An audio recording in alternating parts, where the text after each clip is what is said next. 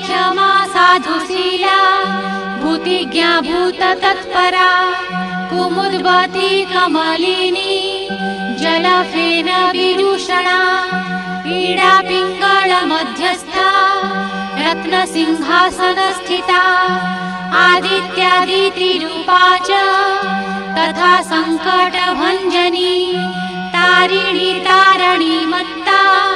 कञ्जरी कञ्जवासिनी चतुरा चतुरा प्रीता चतुरानन पूजिता देवसेव्या देवपूज्या सर्वपूज्या प्रयोजना कनका कृष्णरूपा च कञ्जजा केशबन्धिनी